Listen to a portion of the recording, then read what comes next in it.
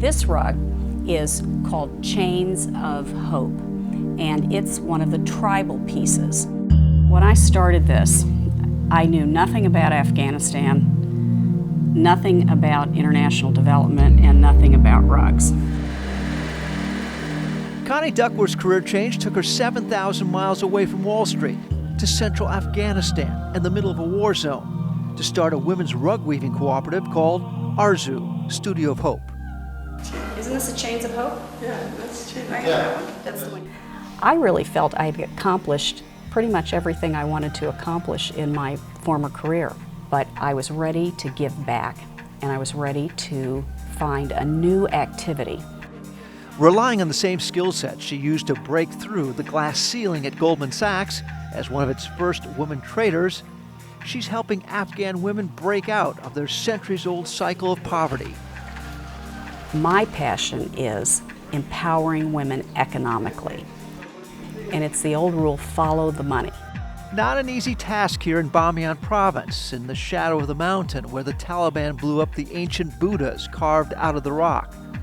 While I was here covering the war, I rarely even saw a woman on the streets, yet alone one doing any kind of business here.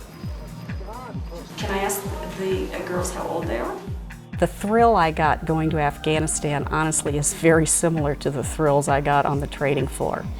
It's a risk-taking kind of a place, and you know pretty instantaneously whether it's working or not.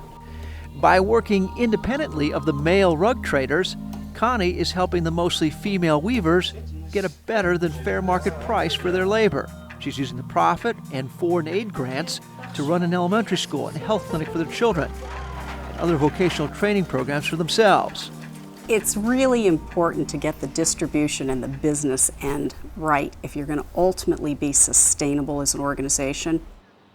And the intent is to prove out a new economic model where we can run and fund many social benefits through the cycle of rug sales.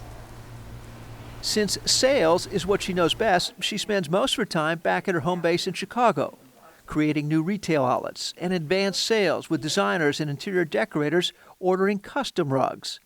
The custom orders help minimize making and shipping rugs that won't sell. I think you have to, number one, make sure you realize how much time it's going to take.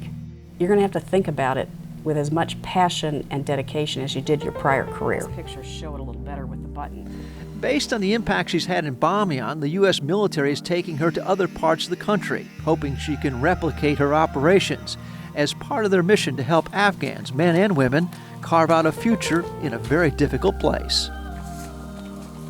And so when I saw Afghanistan and saw the plight of women there, I knew that whatever I did would be an improvement. So I just sort of jumped in the pond.